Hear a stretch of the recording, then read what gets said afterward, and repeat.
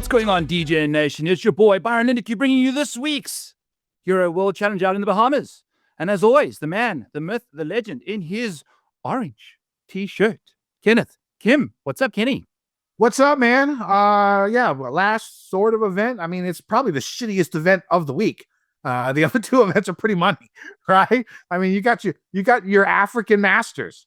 The African Masters. Africa's major, baby. Major. The Ned Bank, and then my dog is licking my ashtray here. My mom usually stays with me on Mondays. And so she takes care of the dog usually while we're doing the show. But since we're doing it on Tuesday, she's not here. So I have to keep an eye out on my times. The last time I didn't pay attention to him while he was licking my ashtray, he ate half a joint. And I thought he was going to die. Had no idea what the fuck was wrong. This is like the first week I had him. Right? So horrible. That's why I could never be a dad. Like horrible, the father. Fucking the dog ate like half a joint, but I didn't know it ate the joint. All I saw was him, like his eyes were just big as shit and just drool. Just like river flowing drool coming off the side of his fucking face. Like the bottom of his jaw was just covered in just drool. And he couldn't sit up straight. He'd sit up and then just like collapsed. And I thought he was like dying. I had like no fucking clue what was wrong. Like, holy shit. I called like my director of operations who I co-adopted this dog with. I was like, I think I killed him. I don't know what's going on. And then finally I looked at my ashtray and I was like, oh shit, where'd the joint go? Motherfucker ate the goddamn joint. And it wasn't just like a regular joint. It was like with like the crystals, like dip, and like all that shit, right? And so I was like, okay, he's not dying. He's just so now he's going back for more. That's why he's right now. Like Georgie Porgy putting in pie at a joint and got Kenny. high. Yeah, he turned 7 months in a couple days. Tomorrow. And this was like 4 months ago when I got him. So I just got to keep an eye on him here during the show. But anyways, building his tolerance early. Your dog, Kenny. We got the Ned Bank, and we also got the Aussie Open, which is on Royal Melbourne, one of the best courses in the world.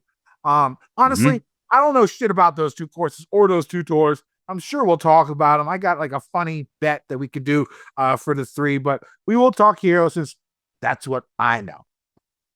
Let's go. And speaking about dogs, we will be chatting about the Underdog PGA Baseball coming up for the 2026 season.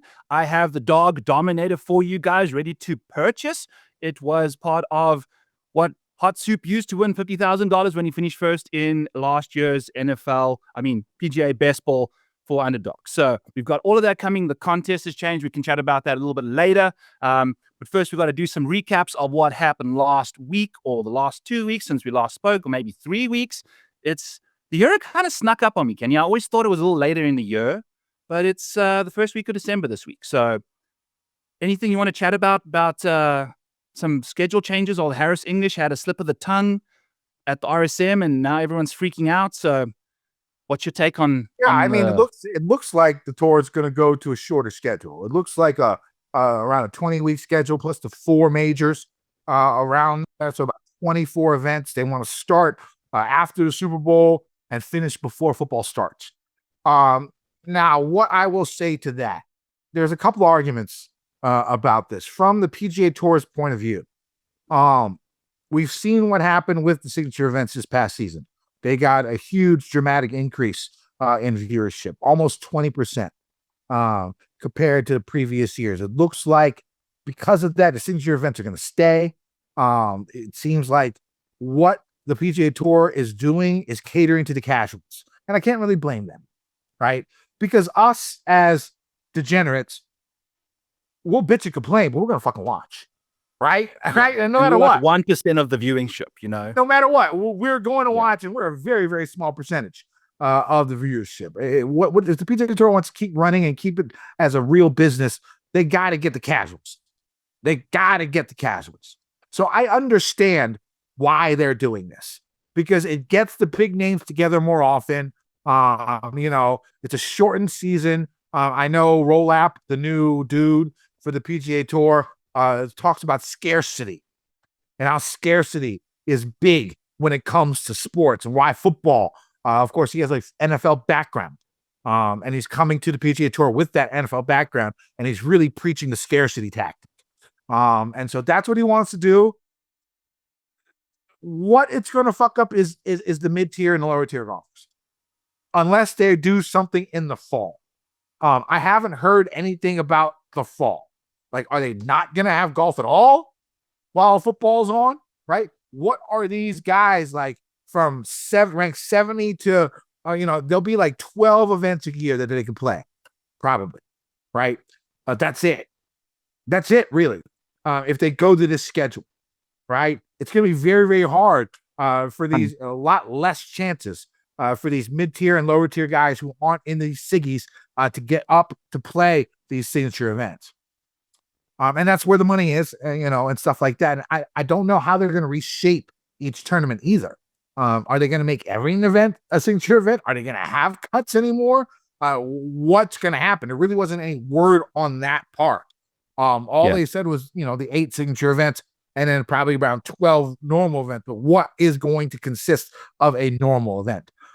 So what this is going to do, it's going to make it a lot harder for golfers to move on up. All right. There's not going to be as many events. It's going to be tougher unless they do something in the fall. Right. And they can make the fall real cool. Like just a play-in type of deal. Where like every point counts, every week matters. You know what I'm saying? Sorry, my dog is gonna fuck shit up with the camera. That's just what's gonna happen. And so if they do something cool in the fall, I think it'll be awesome, right? And I think it'll cater. We're gonna bitch and complain about these events in the regular season because of what we're used to, and we're degenerates. You want to see 150 man fields with a cut every single week. That's what we want. Yeah. It's not going to happen anymore. Now, in the long run, what can this do? I think the first thing that we saw, and we've seen in the last couple of years, is these guys, young guys, are going to have to make a decision, right? These guys fresh getting their cards, these Korn Ferry Tour members, these DP World Tour guys. Hey, George, chill the fuck out. It's going to make them have a tougher decision, because if I'm Liv, those are the guys I'm poaching. And if you look at Liv the last month, got some young guys winning some big events. You got McKibben winning, you got Ballister winning, you got Puig winning, right? Those are young guys with a lot of talent that are now on Liv every week now, right? They poached Laurie Cantor from the top 10. He was part of the top 10 on the DP World Tour that gets into the PGA Tour. They poached him, right?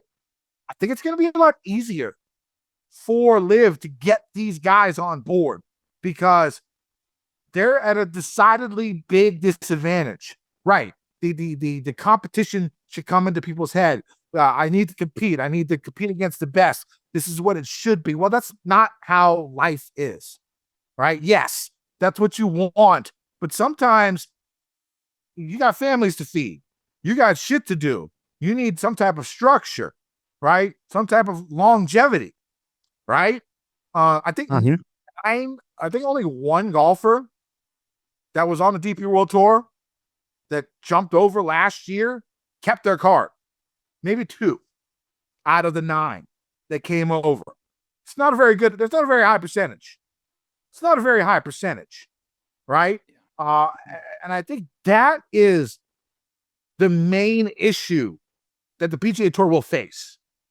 I think because they're making the tour so top heavy and making it a lot more difficult for these mid-tier, lower tier guys to move up,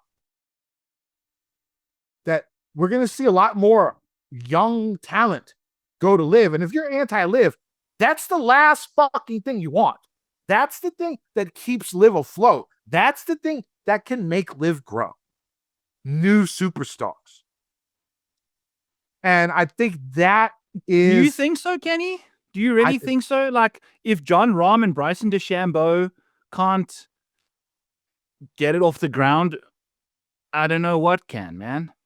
Like, Ballester and Davey Pui and those guys, like, are they going to become Bryson and then all of a sudden just be like way more popular? I mean, Bryson's like the most polarizing. Popular, but they could be really, really good players, like excellent talent-wise. And then the popularity will come. If they keep getting a shit ton of those guys and these guys become ballers out here. It looks like Ballester could be a baller. It looks like Puig could be a baller. Yeah. Right? Those guys look like they could be ballers. Like really good, like top tier in the world type golfers at 22, at 23, right? Yeah. If they get these guys, groom these guys, they win live events, they perform at majors. You know they're going to get OWGR points now, right? And also because I mean they're going to 72 holes, they're going to get the points probably starting next year. And then also the strength of the field is something that is also a worry when it comes to OWGR. A small fix for that would be poaching these top 10 guys from the DP World Tour. That automatically boosts up the strength of field, right? Mm-hmm. Yeah. And then you get these guys more playing in the major. I'm not saying it's going to happen overnight, but in the long run, I mean, if it lasts 5, 10 more years, right? In that time, they start getting these guys. A couple of these guys become. What if Ballester wins a major? Right? I think it could open the floodgates for more people to go and fuck loyalty to the PGA Tour. They ain't showing them no fucking loyalty. They're not showing these mid-lower guys any loyalty, right? The only loyalty they're showing is for the top guys. Now, I get it. You want to play against the best in the world. I get that. Right now, that's the majors. And if Liv gets the OWGR points and they have a pathway to the majors, that's where you're going to compete. For us, again, degenerates. Like we see them every week. Casuals, majors. Right? Majors are what the casuals watch. And that's what both Liv and PGA Tour are fighting for. The casuals. And what can happen in the situation is Liv poaches the right people from Korn Ferry, from DP. One of them becomes a star, wins a couple of majors. That's how the Liv grows. That's how Liv gets bigger. And that's how Liv gets out underneath the baby brother, ugly step brother child of the PGA Tour. So in my opinion, if you are anti-Liv, this is the worst thing that could happen. Yeah. So long as Liv can afford losing $350 million every year. Yeah, of course. We'll see. I don't know. They say they're not going to put that is the issue. More money in. That is the issue. But the problem is the guy who runs PIF is nothing. Nothing. Runs PIF is the guy who loves golf. Yeah. Golf is the last thing that they give up. Right. Last thing that it is absurd. I mean, in the last 3 years, they've lost $1 billion. More than that. $1 billion. Probably. Yeah. Like, more than that. It's absurd. Absurd to think about what they're doing, you know. But now they don't have to pay absorbent amount of money to get these guys under contract. They don't have to give Ballester $300 million, maybe $30 million. Yeah. You know what I'm saying? Yeah. You know, these aren't. You're also saving on that end for Liv. They're guaranteed bonus to join. Just drop times 10.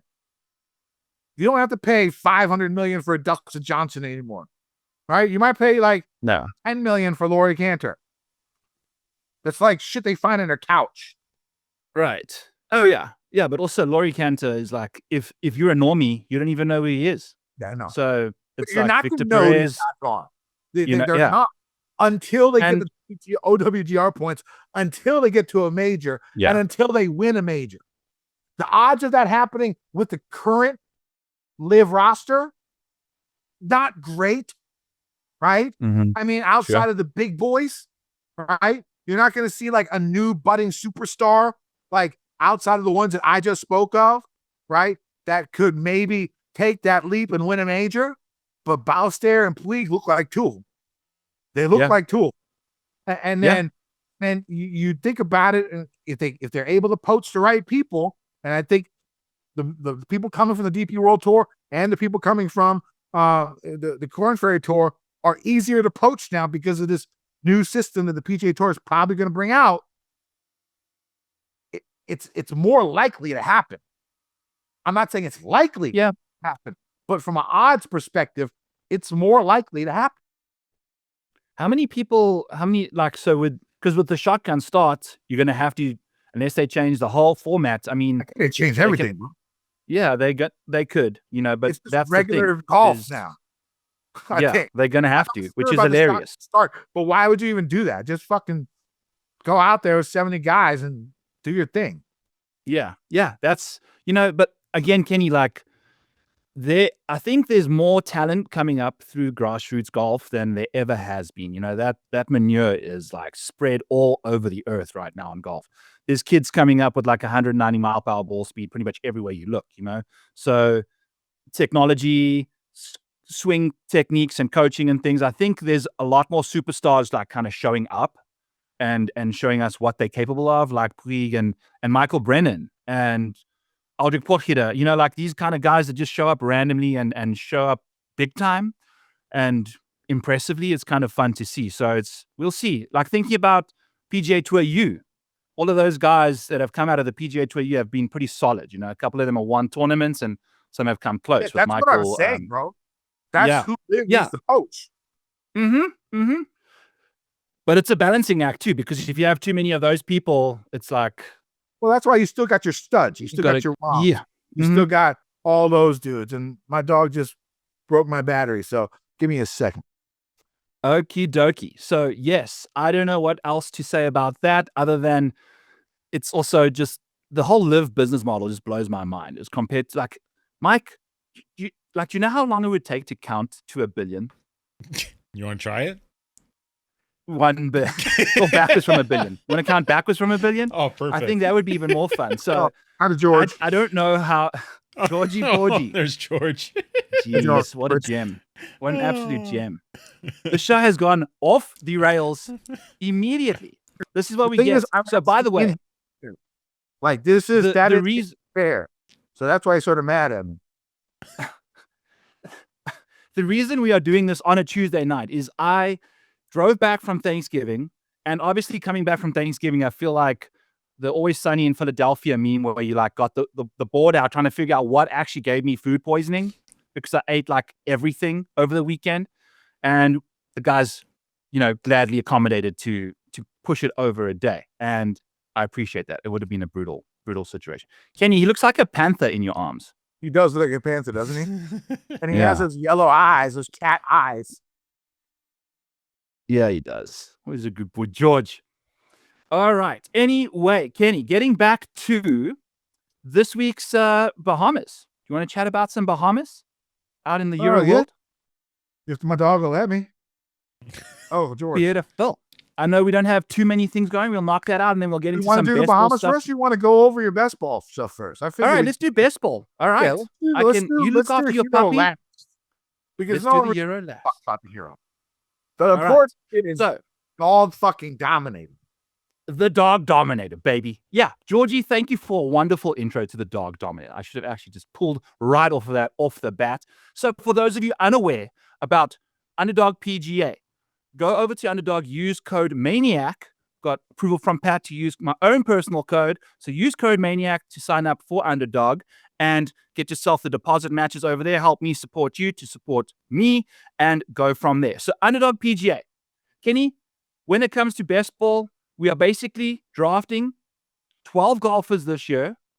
And those golfers, once you draft them, they will be playing golf up until the Open Championship. And you don't have to set any schedules, any rosters or anything like that. They just get sucked in to the 6 best scores each week is what you score at that tournament. So the key is to make sure that you have 6 golfers playing basically every single week. As we've just spoken about, we've got basically 2 different tours on the PGA Tour. So we've got signature events and we've got normie events, where the guys are kind of grinding it out in the non-signatures. So basically what they've done now, is they've let you just easily say, okay, you want 6 guys on the signature events playing and 6 guys from the normie events. But I'm going to show you what's going on with the Dawg Dominator and how this thing can help you just make good ass decisions when it comes to all of this stuff. So basically going at it, here is the Dawg Dominator for you. I have FedEx Cup ranking points for everybody. So you can see where the rankings are. These guys in the green, they're all part of the signature events. Guys in the silver over here, in the gray, they're going to be in the first 2 signature events. Not guaranteed for every single one after that, but the first 2 is important. And then the guys in the yellow, they're all playing the normie events, right? They're inside the top 100 or so in FedEx Cup points, along with some other criteria. You see the number here isn't 100, it's 114, because there are like 14 other people that were outside the top 100 that have higher priority rankings because of wins and things like that, that I've gone and given you tons and tons of information that's taken hours and hours to figure out. So you don't have to do it. It's here for you. So basically what you're trying to figure out is how many people, if you're looking at the screen here right now at the Dawg Dominator, we're trying to figure out how to kind of piece up schedules together so that every single person playing in your roster can play 6 spots. You want no gaps in your schedule. And I've pulled the schedules for every single golfer, every single player. As you can see here, we've already drafted Scottie Scheffler in the 101. That's going to kind of give you new rankings for all the golfers that you want to go for after drafting Scottie Scheffler. So if you want to look at, say, Akshay Bhatia coming back around at ADP number 12, you just type in Akshay Bhatia, boom chakalaka. It updates the top over here so you can see exactly how many tournaments each guy is playing in and figuring out where your gaps are in the schedule. How this works this week or this year. Can I ask something here? Can I raise my hand? Absolutely. How are you going about what events you think they're going to play? Beautiful question. So I know for a fact that when it comes to signature events, the top 50 guys in the 2025 FedEx Cup rankings, they will be. So I've actually got a projected schedule tab right over here. So you can go over here, you can change it yourself if you want. I've also been, the reason why it's taking a little while for me to get it out here is because I'm fine-tuning every single one of these golfers' schedules. But if you are in signature events in the top 50 in the FedEx Cup rankings, you will be in all the yellow boxes over here. These are all the signature events. So you're basically just going to be playing in those guys. Like here's Tommy Fleetwood. He's only likely going to be playing in 2 tournaments in the first section. The first 7 tournaments is the first round of the competition. And then it's you versus 5 other people in the draft. So one person of the 6 that gets drafted goes through. So if you have the best team for the final couple events, but don't make it through because you just drafted a whole bunch of signature event guys, they're only playing in 2 of the 7 events to start the first round. So it's kind of interesting this week because 5 of the 7 tournaments are the normie events. Scottie Scheffler's not flying to the Sony. He's playing the American Express. He's probably not going to be playing the Farmers. As you can see, yeah, I've got Scottie Scheffler's schedule.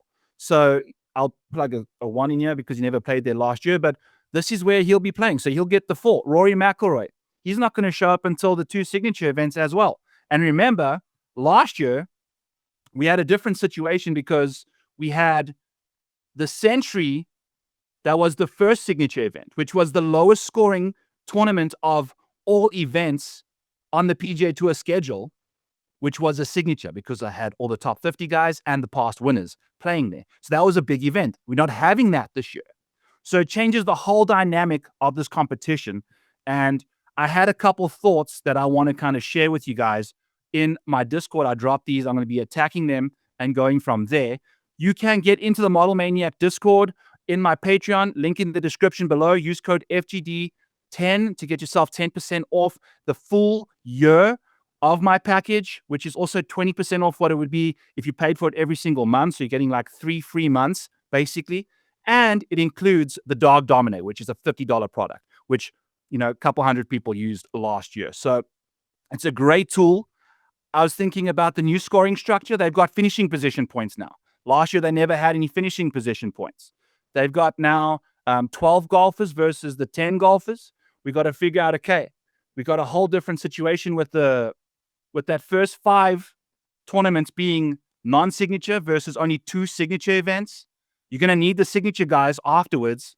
Yes. What's going on? One thing Ken? I will say, if it moves to since it's moved to 12, I mean, I think last year a lot of the drafting was based upon how many events they're going to pay. We had some guys who, probably were like 50th or 60th in the rankings going in like the second round, right? I can't think of any names off the top of my head, but that's the way it was.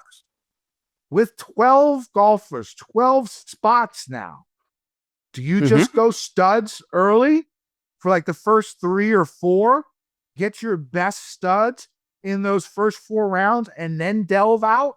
Because there's going to be so many more spaces for you to be able to get those guys that are like 70 to 120 in the rankings or 50 to 120 in the rankings.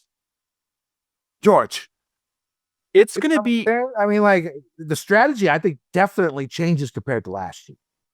Absolutely, Kenny. I think it's a fascinating concept because, like I mentioned, we've got all the bad guys are going to be playing in 5 of the 7 tournaments to get you through the first round. You know what I'm saying? So, like, do you maybe want to take 7 of the normies in that first round to make sure that you're getting 7 guys playing every single week that is not a Scotty Scheffler week, and then hoping that you can figure out how to get one of those guys into signature events as the year unfolds, right? Because you can project someone's like... The problem I had last year is I made it to like the 3rd or 4th round in like every league. And then I lost every single league because I didn't have enough studs at that point in time. There were weeks where you had like a major and like 2 Siggies and shit like that. And like one in like the 4th week.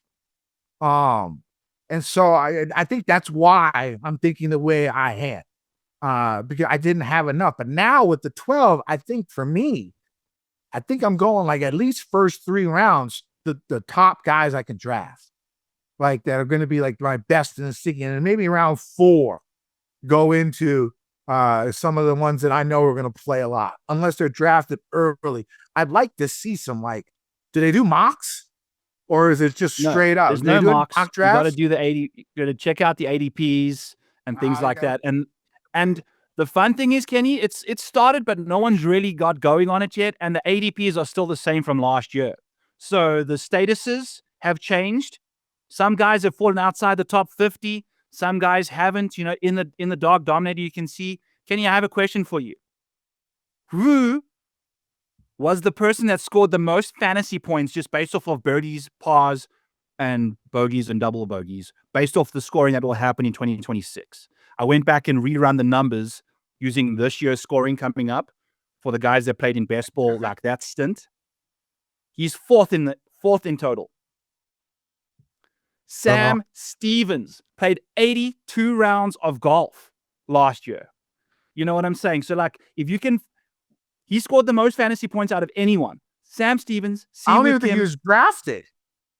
Well, that's the thing, is if you had him, you were Gucci because this man was just cooking with gas. Here I have the 2025 stats, part of the Dawg Dominator. You can check it out. He has birdies that were taking place. Eagle, Scotty Scheffler played in 64 rounds, made 14 eagles. Like the guy's just a dog, so you can see all the different stats. If you want, I'm going to be getting to the point where That is crazy because you look at all the other names up there, it's the names we expect. Fucking I mean, he has Eric Cole, Seb Straka, Maverick McNeely, Harry Hall, Michael Kim. Like, I know Pat was drafting a lot of Michael Kims, but these are the guys that scored a lot of points based off of the scoring that's going to happen this year. Yeah. But you still got your Scotty up there. You still got, your Ben Griffin. I get it, but Ben wasn't what we thought we know he is now at the beginning of last year, though. So, yeah. And I mean, he has Rory only at like 923 because he only played 50 rounds of golf. Like, in my opinion, I don't think I'm going to be taking Rory that much because it's just, if you're taking a look at Rory's schedule, he's only going to be playing twice in the first couple starts, so that's really the situation that you're dealing with. So go check out the Dawg Dominator, friends. Use code FGD10. Maybe you alternate. Well, you like alternate. Kenny, I do think I'm going to be doing 150 drafts. So there's no way I'm going to be doing the same exact strategy every single time. So there's going to be, it's like DFS. You got to build. You're going to go balanced. You're going to go stars and scrubs. Or are you going to go Plants versus Zombies, where you just have like a bunch of normies just trying to like swarm through, and hopefully a couple of those guys like break into the signature events. Then you got leverage on the field because you've got signature event players that aren't even slated as signature event players when you drafted them, because status changes, as you're playing throughout the year. So how this goes, as you're drafting people, it changes the rankings to make sure that you're drafting enough. You don't just keep drafting 12 signature event people, because I can guarantee you now, you're not going to pass the first round if you're drafting 12 signature event people. And what's also interesting, Kenny, is we've gone from 6 times 10, which is 60, to 6 times 12, which is 74. But we've got 74 people in now 120-man fields versus 60 people playing in like 156-man fields, because the fields have even shrunk going into 2026 as well. So the guys that are sitting outside the priority status of 125 are barely going to be getting, they hardly going to get any starts compared to the guys inside of that. So that's kind of what I'm trying to figure out, the nitty gritties of all that stuff. This tool will be dropped to you guys shortly. Use code FGD10 to get yourself 10% off my annual sub, which will get you into my Discord, where I have a PGA Best Ball full Discord there that I'm going to be drawing up player profiles for my favorite players, got ideal schedules. Like Scotty Scheffler plays the Amex. That's a big deal. Rory doesn't play there. Tommy doesn't play. Those kind of things change the whole dynamic of this situation. So you got to be checking it out. I love this tool. So I know I try to get you to use it, Kenny, but we're going to get you to use it this year, I think. I mean, I used it. I used it for after the first draft I did. I think I did 3 total. Yeah, because we did a couple live on the show as well. So it was a fun time. But yeah, I'm going to have every single bit of information for Best Ball. If you guys have any questions, hit me up. Really appreciate your guys' support on that side. It's going to be a fun Best Ball time. I'm going to be driving to Missouri and firing off a bunch of drafts, and then driving back to Iowa and doing them slow. So you can draft in a draft that you started across the border that you're allowed to, and you can complete it in the state that you're not allowed to. Aren't you like right in the middle of the state too? That fucking sucks. Oh, buddy. But it's like 90 minutes to northern Missouri. It is what it is. You got to do what you got to do. I spent a full day in a Nebraska Starbucks last year. And I know you need it. What? Okay. VPN? Need what? Well, the thing is, since Pat's sponsored by Dawg, I don't want to be doing like anything that's too morally like weird. If he wasn't, I would have invested in that kind of situation by now. Trust me, I do not want to drive all the way to, but got to look after the hand that feeds you. Don't want to be pulling any strings that are unnecessary. But if you aren't endorsed by Dawg, potentially that's the thing you can earn. Anyway, hypothetically speaking. But yeah, so anything else that you got any other questions about, Kenny? No, I'm looking forward to it, man. I'll throw a couple of drafts in there this year. It's definitely going to be fun. I think, are you doing another show with Pat to go over it? I think likely. We haven't discussed that yet, but I'm sure hopefully that happens. Because if not, I won't need to do another one because I need to learn more about this shit. Well, what I will be doing is doing live drafts. Once I get enough slow drafts going, I'm going to be doing it on my Back 9 Bets channel on YouTube, and on my Twitter account, I'll be just streaming as I'm doing my picks every 8 hours. Not like every 8 hours. I'll be doing it once a day, as I do it then.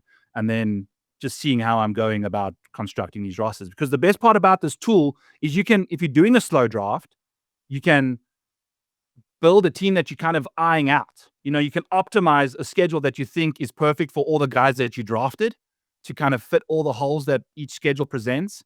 And then you can target those guys because you can like plan out your draft, right? Because ADP in this format means nothing. You're just literally trying to get guys that fill your schedule up. And then in a fast draft, it's 20 seconds now. I think it went from 30 to 20 because there's now 12 people that you got to draft. So it's even, your decision making has to be even quicker. So this tool helps you make those decisions on the fly. I think the bigger edge is in the like live drafts where you have to make decisions pronto. Because if you're just clicking names without seeing a schedule, you're going to have too much overlap and not enough coverage on other sides of the schedule. So it's pretty damn nuanced. It's also pretty damn fun, and it lasts pretty much until the Open Championship. So you got a good sweat for $50K, and it's a $10 buy-in per entry. So what I also want to mention is there's ones that like you versus only 2 other 3 people or 1 other person. And sometimes those people will just take the best players available. All 12 of them will be playing in signature events. And that's just not the way to go because their team's stacked. But what do you mean? It's like they have like head-to-head?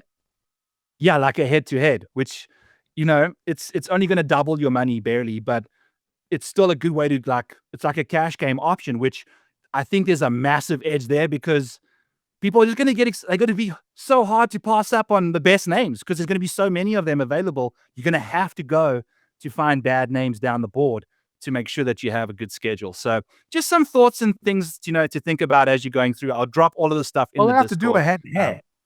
I mean, what the fuck? Absolutely. Yeah. Yeah. Cool. We'll do that. More to come on all of this stuff. Go check out at the Model Maniac on Twitter. That's where you can find all of my information, all of the Patreon details in my bio. Code FGD10 will get you 10% off over there. Thank you for letting me give you my period of time over there. Kenny, let's get to the Bahamas where we are dealing with 20 golfers playing in Tiger Woods' Hero World Challenge. Yeah, no one really gives a fuck about this tournament, but no, we do our thing here at the Fantasy Golf Degenerates. So, final event, I guess, sort of event is upon us. The best final tournament. Some of the best golfers in the world go to Albany Resort in the Bahamas to play the Hero World Challenge. Okay, for DFS, I'm not playing any cash. No cash. Really. There's 18, 20 guys. If you want to be unique, you're going to have to leave thousands of dollars, off the table, which, it's doable in an event like this because, the talent pool is pretty good, right? One of the cheapest guys is Adrian Novak. He's a pretty solid golfer, right? To be the cheapest motherfucker out there, right? So, there's a bunch of good golfers in this. I could see, the majority of the top 10 being under 9K, right? Just because of the pricing, just because of the way everything works and how, basically even these guys are. It's basically Scotty and everyone else is great, but they're all bunched up and Scotty above. And we'll talk a little bit more about that type of strategy as the week goes on, as the show goes on. But, that would be one way to be unique this week. But again, no cash for me, only a couple of bets. So we'll see how this goes. So Albany, the course, 7,300 yard par 72. It's link style course, 5 par 3s, 5 par 5s. The really long hitters might be able to reach all the par 5s, but the 9th hole is probably a 3-shot for most. It just depends on the wind. There's also a couple of drivable par 4s, 7 and 14 are always fun. Off the tee, golfers are going to see above average size fairways, large bunkers, garden and landing zones. The rough is basically non-existent. But if golfers hit wayward off the tee, they're going to have to deal with water on a few holes and sandy native areas. These native areas are full of small wispy bushes. That could make advancing the ball difficult if stuck behind one, right? If the course is dry, there should be a good amount of roll on the fairways. On approach shots, golfers are going to see large elevated Bermuda grass greens. Most of the greens are an upside down bowl. So if all balls land on the edge, they're going to roll off into a collection area or one of the green side bunkers. And there's a ton of those. There's a bit of undulation on these greens. Usually they're quick 11.5 or more is what I've seen in the last few years. Chipping's always tricky here. It's because of the elevated greens, you're going to see a lot of bump into the hill type shots, and those aren't easy, right? And those are the optimal shot for a lot of these off the green shots here in Albany. Of course, this isn't crazy difficult, right? We've seen I think 2015, I think Bubba might have won that year. A quarter of the field was 20 under or better. right? I mean, that's like 5 golfers, Yeah. but still, like, you know, it was a fair But you amount of the mathing. field. It was like 20 under. We've seen like mid-20s win here. We've all seen like mid to high teens win here. It's all wind dependent on this course. It's going to depend on the wind. I have not paid attention. I guess I should, since we're recording this on Tuesday. It's pretty, for the most part, it's pretty calm. There you Last go. time I checked. So relatively speaking for the Bahamas, not more than 10 miles per hour. Yeah, similar to maybe what we saw at the RSM, right? Something Yeah. where it turns into a birdie fest. But if the wind's up, it is plays a little bit more difficult. And if it's going to be not that much wind, I would expect guys to be the winning score to be 20 under or you know, in the 20s range for this week. What are you looking for in golfers? I, Kenny, am looking for golfers that can pound greens in regulation, because we've spoken about the fact that we are young-ho-cooing it if you're around the greens. You know, if you saw Young Oku try and kick a field goal here last night or 2 nights ago, you completely I gotta back my Korean brethren. My Korean brethren up on this one, okay? It was a bad hold. I agree. The snap was bobbled, right? Yes. It was tough. Even George is fucking growling at you. Hey, yeah, fuck them all, George. Fuck them all. Fucking talking shit about Koreans. The holder did not hold the ball correctly. It was like spinning in his hand. He barely got it. It was like tilted. I mean, he was going to miss the kick, right? Yes. Because the way that ball was held, he was not going to make shit. And it was already in his head that the shit was spinning and fucking rolling. So what he did was he held the fuck up for the miracle that this long-haired freak who was holding the ball could run down the side and somehow throw some weird pass to some lineman who's eligible for a first down. That was a better play than kicking that ball and missing it and shanking it, because that's what would have happened. So back off my Korean brethren. Back off my boy Young Ho. Okay? Hey, back off. Listen, this is not a coup. This is me just saying what he actually did was ultra athletic. You know, that was like the equivalent of the Tiger, like, you know, just stopping on the downswing kind of thing, because you don't just stop a kick. And he dug his foot deep into the ground there, deep into the ground. So basically what I'm trying to say is it was the smart potential play. It was. He's Korean. The smart play this week, though, don't miss the greens, okay? Because you're going to be chipping into Bermuda grain. It's going to be difficult.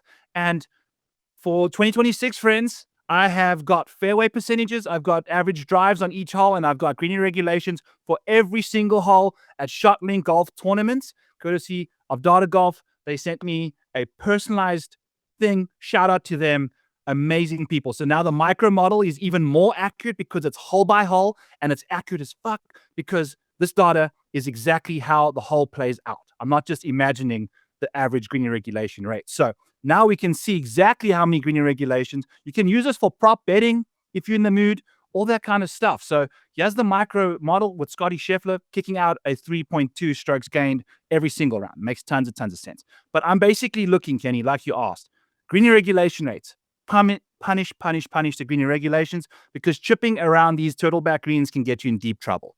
So you want to leave yourself with as many birdie looks as you can, and without the wind out there, we're going to see that. So one thing I will say about those greens and chipping, it is going to be off like not much rough, right? That's why we've seen like, and it's sort of weird, right? Hovland's better from the rough, isn't he? Normally, yes. Great on this course. Maybe he's just hitting a lot of greens. Maybe he's just exactly. That's what Victor Hovland does, is he pounds greens in regulation. So when he misses in very bad places as well, which makes the chipping even harder. And when you're finding, chipping into a thin lie versus a nice fat piece of grass underneath there to get underneath, some people like a fatty, some people like a nice fine toothed edge, So we've all got our preferences, people. So George depending likes on how the it goes, fatties. we'll see. George likes the fatties. George likes the fatties. Yes, sir. And dipped in all sorts of things. So anyway, that's kind of what I'm looking for. Just some good form, some course history, Kenny. And I'm going to pull up my guy, JJ Spahn. I'm going to just jump off the bat here. It's my only bet I've made. He is number 2 in the model.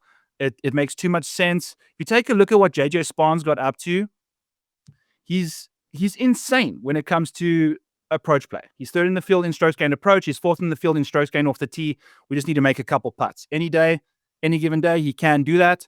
And when it comes to JJ Spaun, people, JJ Spaun is a Rory McIlroy away from winning the US Open and the Players this year.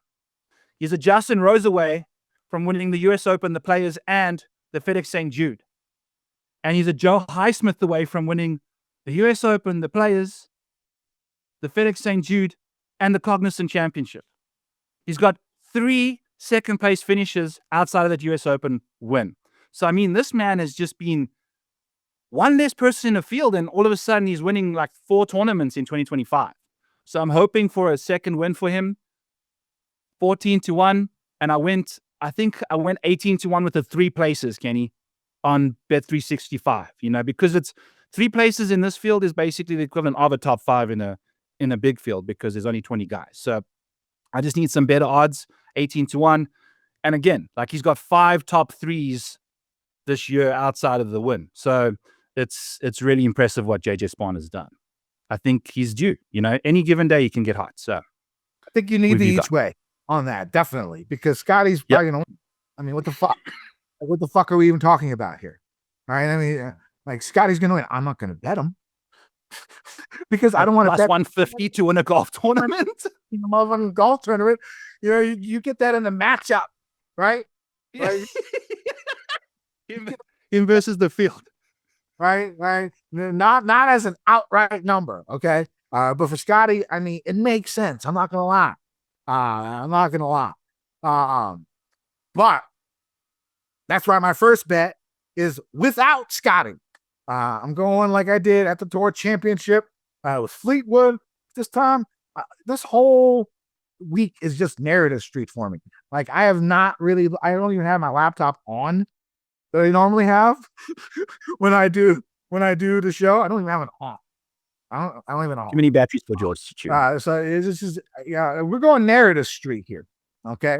And first narrative street, I'm going Keegan Bradley 10-1 with no Scheffler. Keegan, you saw him at the Skins game. You saw him talk about how much the Ryder Cup sucked. Blah, blah, blah. He's getting off it. He wants to get his mind off it. He wants to play. The motherfucker came out for the Skins game like 3 days early and like prepped. Right? You know what I'm saying? Like you won 1.7 mil. And got the course knowledge. Right? He even said it. Like they said it on the broadcast. Like he came like days early. Like these motherfuckers flew in on a jet that morning for this shit. Right? Or maybe the night before. Right?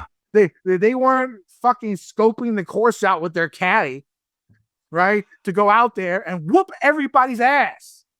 Right? Just whoop everybody's ass in that Skins game. Right? And he's like, yeah, I want to go out there and compete. Forget about the Ryder Cup. I mean, let's go out there. I think he had a 5th place last year. I think he finished top 5 here way back in the day. He's played the course before. Give me Keegan Bradley 10-1 narrative street without Scotty Scheffler. Second, I'm going Andrew Novak 45-1, 4 places. Okay. The reason I'm going Novak this week is if you heard him at the RSM Classic, he was in contention, right? Like the first couple of days, I had him for the outright. Yeah, he was right there. And like before the event, he talks about how he felt disrespected because he was 100-1 in that field. This guy's just a dog. He's like one of us, right? You know what I'm saying? Like he's like one of us, right? You're like using that as a mentality to go out there as a chip on his shoulder. I don't know. I just fuck with it. So I'm betting him 45-1. He'll go out there and then he wants to compete against the big boys. He's got that dog in him. He's an old country. He looks like he should drink beer with tomato juice. He looks like he should have moonshine in his refrigerator. Like that's what he looks like. Like some of my boys from back in Roanoke, when hunting season came, you didn't see him for like a month. Like those type of boys. Right?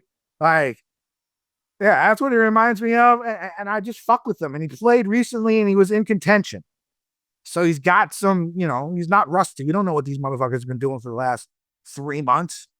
But I'm going him 45-1, 4 places. You were shaking your head the whole time. You not agree with me on this narrative? You can't keep calling him a dog when he like pissed down his leg all weekend long. He had like a 3 or 4 shot lead at one point on Friday and finished 10th. He didn't even cash my each way, Kenny. It's not hard. It's hard to win. All right, but he's up there. You up there enough, you're gonna get it.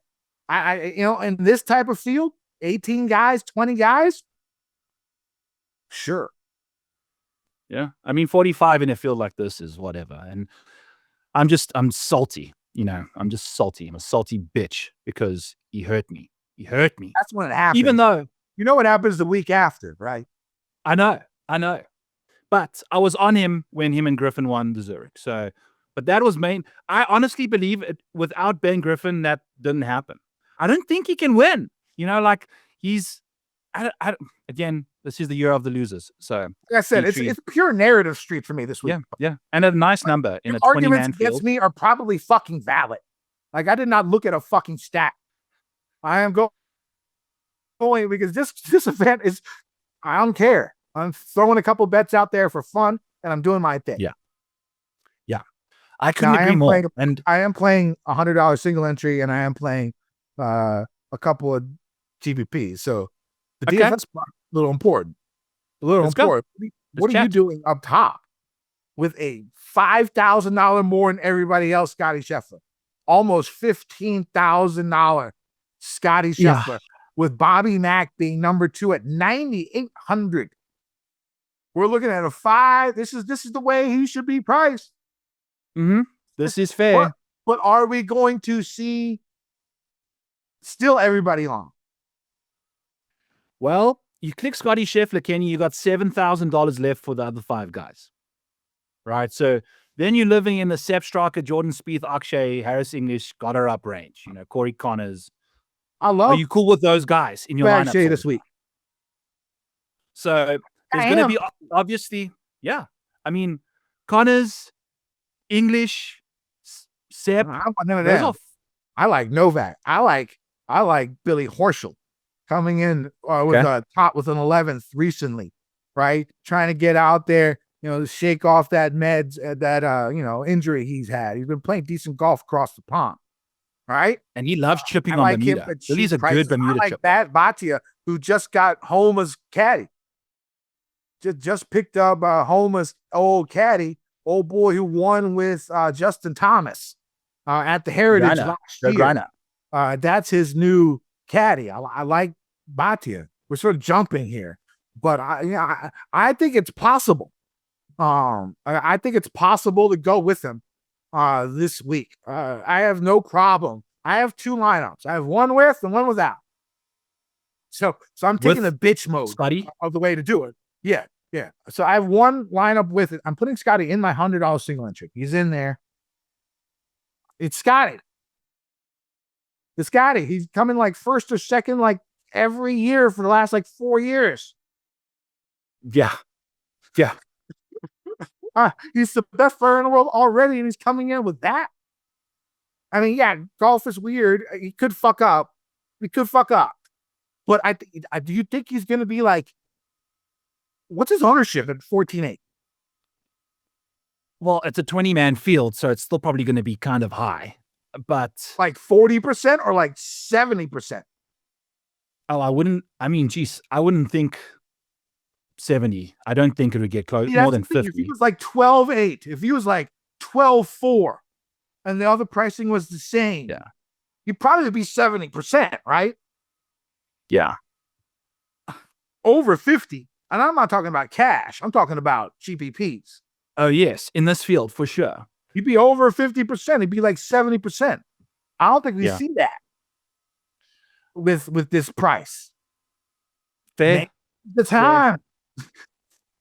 I mean, the thing is, like Cameron Young, because you cannot, can you even go like, if you go Scotty Cameron Young, you've got like 64, 75 for the next 4 I went names. Scotty Keegan. and you can make your lineup after that, or you can just copy it.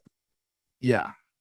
All right, and Scotty Keegan, and I had another 7K guy, but I had 3 6K motherfuckers. I know. That's the thing. So are those guys going to be reliable to you? How much is a win? But don't you think it's more likely that those price guys are going to be reliable in this event with only 20 golfers and them being not the normal $6,200 golfer there is? So obviously, numbers wise, odds wise, they have to be a better chance. Right now, will it happen? I don't. No, I mean, they priced that way for a reason. They in this field aren't necessarily the greatest, but again, you got to remember that everyone that's clicking Scotty, the 40-50% that are, they also going to be clicking these guys in the bottom too, so you got to kind of figure it out how you want to go. So but for me, I just like the idea. Scotty's only 40%, 38%. That those are the only 30, and Scotty wins. Those are the only 38% you're really competing against because there's no cut. What if JJ Spahn at $9,500 finishes second to Scotty, like another second place finish, and you've got $5,000 to play like Keegan Bradley, Cameron Young, Alex Noren, instead of Andrew Novak, Billy Horschel, Wyndham Clark? You would have the exact wrong people in the 6K range. Like they would have to finish like dead lax. Fair. Because you're still going to get points. You're playing all 4 rounds. Yeah. Yeah, you're still getting points, less than everyone else, relative, but you're still getting points. And I don't know, Scotty would have to run away with it, I would say, for him. This price this is absurd. This is like the highest we've ever seen him priced. So I'm going to go with JJ Spahn as my guy to start off with. I think he's underrated, man. People disrespect the shit out of this guy. If I wasn't, my other lineup has Spahn in it. Okay, cool. So the one without Scotty, it's got JJ. Yeah, I love him. We're both on the same boat here in this 9K range. In the 8s? I like Keegan. I already talked about him. Keegan's like my play down here. People seem to already be loving Matsuyama. I don't know how popular he'll be, but I sort of like Aaron Rod right there. I think that's the guy who might get a little bit of lower ownership, and he's been playing across the pond. He's not, rusty. Hideki Matsuyama's only top 10 in 2025, Kenny, was the Century win. I mean, he likely has his first top 10 since then this week, which is a made cut basically. But like, holy cow, he's been bad, man. Not bad. Like he just hasn't given you upside, So I think I'm down on Hideki's upside. I'm upside down there. I like Alex Noren.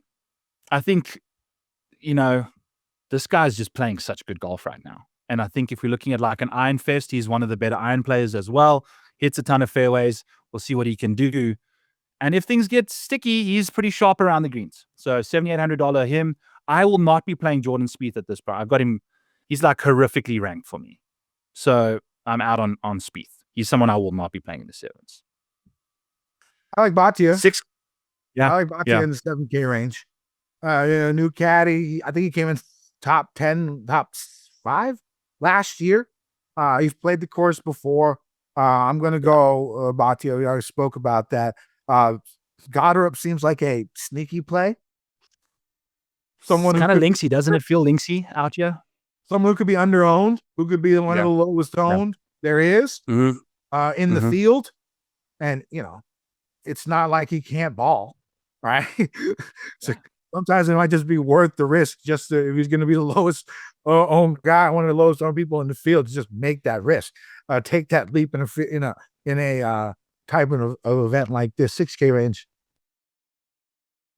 Kenny, I think what I might end up doing is just not playing a 6K option, because if Scotty Scheffler sucks, all of those, those guys are part of the gang. I like it. So let's go with I'm just go balance, starting with JJ Spahn. I like it. Mashing everyone between that and the 7K range. I like Novak again. I just think, I don't know. It's just a feeling. Got It's just what I felt when I woke up this morning and saw everything was looking. I was like, I want to bet him. And the funny thing is, that's usually the way it's been going. Usually the first instinct has been what I've been going with this year, and it's been a very, very good year. As we get out of here, I want to say that Corey Connors would be a guy that I would play in the 6K range at $6,800. He's top 10 in the model and a 6K price. Kenny, I want to chat to you about a bit of model versus Maniac as we get out of here. I think it's a great topic. You were just mentioning you're a DFS gunslinger, where you felt like you had one of the better years in your DFS career, just kind of going off a feel. And it was contest selection too. That was the biggest. Yeah. Okay. Conversation over then. No, I'm sorry. Go ahead. No. No. Just, I felt like you were subtweeting at me because it's like, I haven't looked at data, I haven't looked at models, and I couldn't agree more. I think one of my weaknesses is potentially maybe either I need to lean into the model more and like really, really go into it, or I need to have a Maniac override column and really value that, because I played college golf. I watch a shit ton of golf. What I'm seeing is priceless. People don't watch lots of golf because they're not at home all the time. So I potentially could be leaning too much into stats and not what I'm like seeing on TV like you. But I did see Jason Roslin mention to you that you've been doing this for a long time, and every single week you've been looking at stats. So potentially you've got that like ingrained into your brain. The profiles of golfers. That could be it. I mean, that could easily be why. But that could give me my first instinct. I mean, I don't know. I just had a really good year doing it that way this year. And it's not like stats are a bad thing. It's just that I think you're going up against a couple of type of people when you're in DFS and stuff like that. You're going up against the guys who are models, who don't watch the event, who this is just numbers to them. A lot of poker players do stuff like that. And, it's all about the gains theory, and it's all about the edge. And it's all about, your model and your optimization, stuff like that. You're using those tools, and they use that and numbers to build what they think is our winning lineups. And that's been successful. I'm not saying that has not been successful. That has been very, very successful. Right. But you're going up against that. The thing is, it takes time. I don't know how to do all that stuff. You know what I'm saying? So a lot of us are at a disadvantage when it comes to that. But the one thing about golf is, like you said, not many people watch it. Like, not many people pay really attention, like the news and updates about golfers and caddies crazy stuff that we do and we go about just because we love the game. This is a small fraction of people.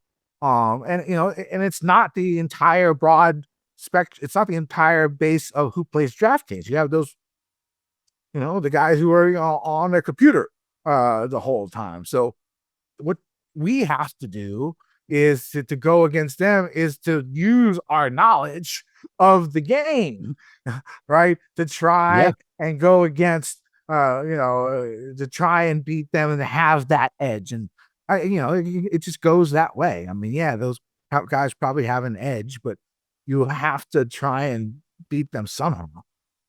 And all it takes is 1 week or 2 weeks, for your narrative to pay off. 8 weeks and 10, less than maybe 10 weeks in GPPs, maybe less than that. That's a quarter of the season. And I had my best year. I had a first, second, third, a fifth, an eighth, and a 12th, in 6 of those GPPs. So that was my And like you mentioned, your contest selection was solid. It was single entries, which are very fair, balanced payouts. So a top 10 is way more rewarding financially than a top 10 in in a milli maker, substantially better. So it's so hard to beat that one guy. I mean, I was 50 to 100 lineups before, mass multi-entering all the time.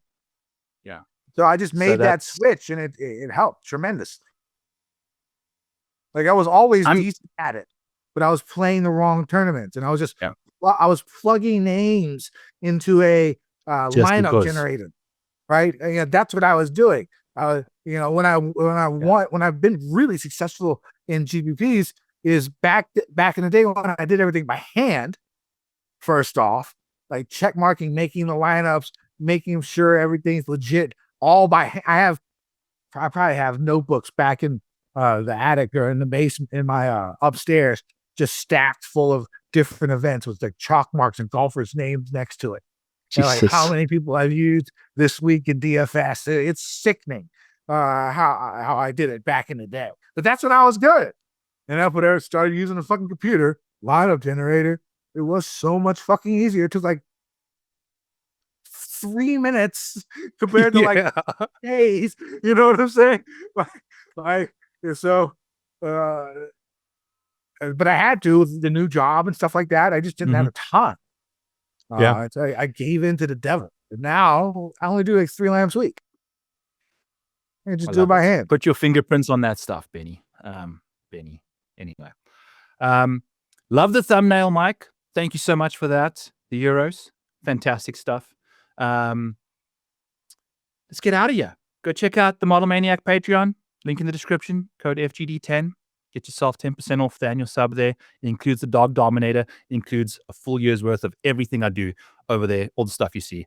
Please go check that out. Also, Back 9 Bets. I'll be doing all the streams of the underdog drafts on my Back 9 Bets YouTube channel. Go check that out over there. And then the Model Maniac on X. Go check me out over there with all my fun. I'm going to have like threads of tips and tricks for you guys for best ball this year as well. Best ball's like my jam. I love it. So we're going to have a fun time. Kenny Kim, sign us off we're going to be doing a preview show a couple weeks before the season starts. We don't know when, but we will have one for you. It's always fun to kind of throw out a couple top 20 bets in all 4 majors type things and major winners and predictions. So we'll be doing that for you guys. As always, Mike, thank you again for a wonderful year. We really appreciate producer Mike Baxter doing a lot of good stuff behind the scenes. If you are in the mood for a fantastic producer. Kenny, get us out of here, please.